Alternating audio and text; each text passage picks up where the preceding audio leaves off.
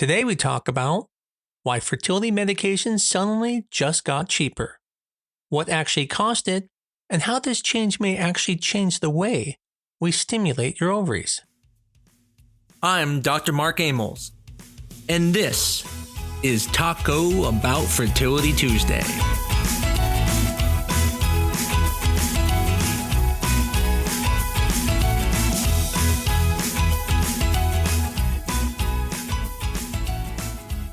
If you're not familiar with our clinic, what's unique is we make fertility affordable.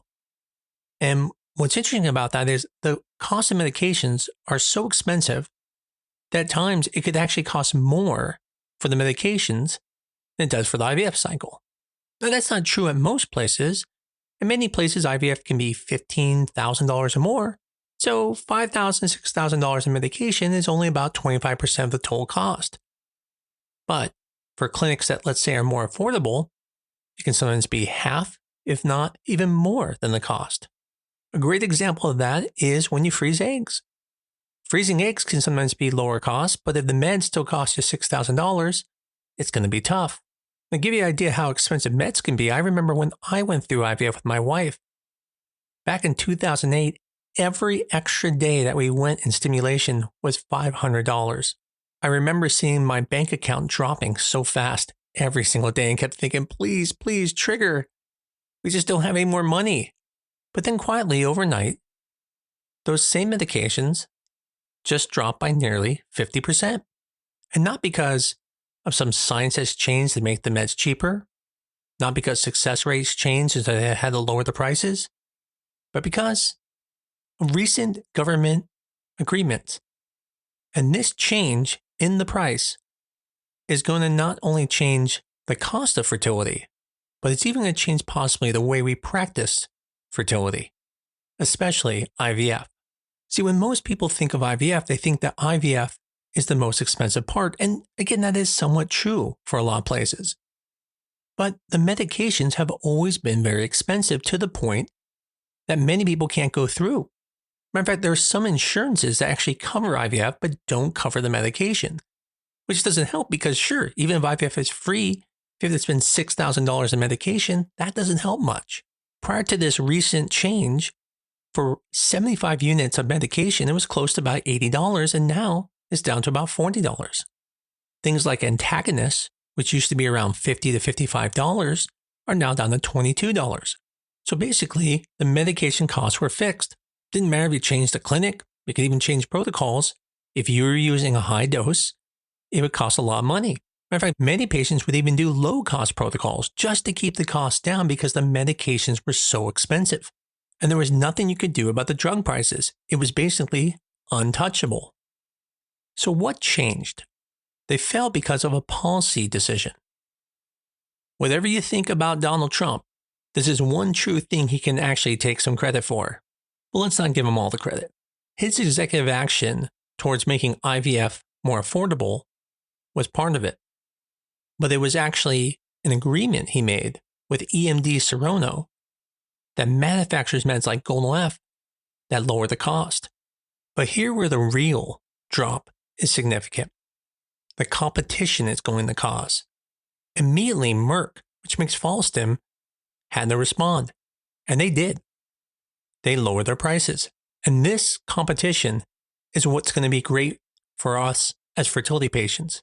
Now, before you start going, oh man, they're so nice. Why did they do this? Keep in mind, the cost of these meds were this cost in other countries. Only in the United States did it cost this much for the medications. We truly subsidize all the other countries. And I'm not kidding. You can literally buy meds from other countries, the exact same brand, for half the cost. And this doesn't make the other countries bad. It actually makes them good because they were able to get better deals and force these companies to sell at fair prices. And finally, now we have a government that pushed them to do the same. But there is a third company called Ferring. And Ferring makes a med called Menopur.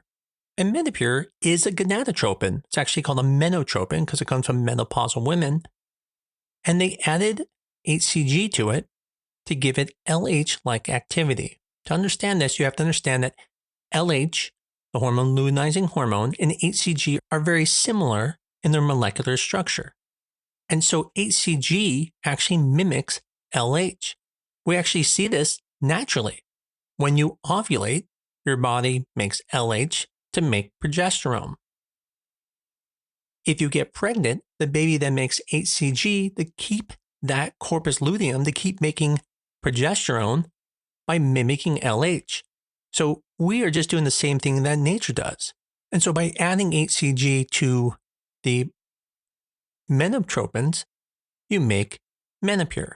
And there is some data out there that it does benefit patients, especially patients who are poor responders or older, or maybe had poor cycles in the past. But the problem was no one really knew which patients needed it and which ones didn't, so everyone just got it. But here's the problem. They didn't lower their price like everybody else. So can we just get rid of Menopur? Well, not exactly. Because again, there is benefit from that LH activity. And unfortunately, we don't have some type of nomogram to figure it out on who needs it and who doesn't. Now, some people started thinking, well, what if we maybe just added HCG to IVF cycles? Then you wouldn't have to buy Menopur. But the issue was, if you were using 150 units of Menopur, that's 150 units of menotropins and LH activity. But if you just took HCG, then you have to make up that other 150 units, which meant you had to buy more Folstim and more Gonal-F. And by the time you did that and added the cost of the HCG, all of a sudden, it wasn't actually cheaper. So Menopur just kind of stayed the default unless you were a good responder and just using gonadotropins only. But that equation just changed on Friday, January 30th, when the cost of gonadotropins dropped significantly, again, by 50%. But Menopur didn't drop, which means for the first time, using pure FSH plus low-dose HCG, giving the LH-like activity, will actually give a meaningful reduction in the cost of your medications.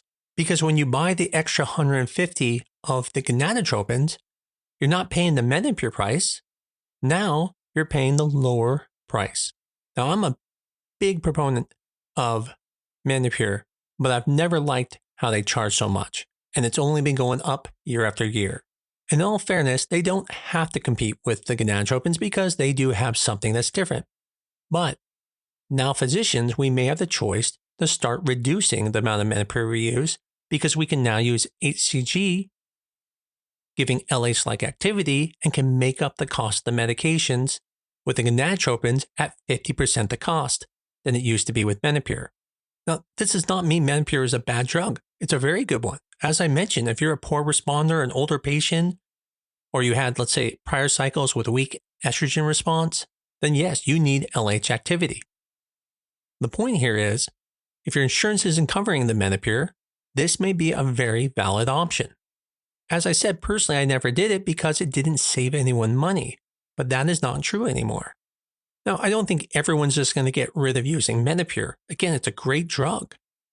But I think what might start happening is if Menopur doesn't start dropping their prices, I can see a situation where many clinics start switching to using low-dose HCG. Many were doing it before, but they weren't saving people money. But now there is no question what's going to happen. The cost of drugs will go down considerably using HCG for your LH activity versus using Menopur. And again, I don't hate Menopur. I like it a lot. In fact, I hope they do lower their prices. And the only way they're going to do that is if all the doctors start going to HCG for LH activity. So I hope a lot of doctors like myself will start doing that because just like the cost of Folstim had to drop because of the competition against Gonal-F, potentially we could get the cost of Menopur to drop because of the competition against both Folstim and Gonal-F, because we can now create the LH activity without using a drug that is twice the cost. Now, if you weren't aware that the cost of meds went down, now you are. So make sure if you're buying your meds, make sure you're getting the lowest prices. There are some pharmacies that are not offering these prices, so you do want to check into this. The website TrumpRx was supposed to have this information, but unfortunately, they really haven't done a good job at updating the website. But if you want to go to the website, which eventually I hope it will show where to go, you go to trumprx.gov.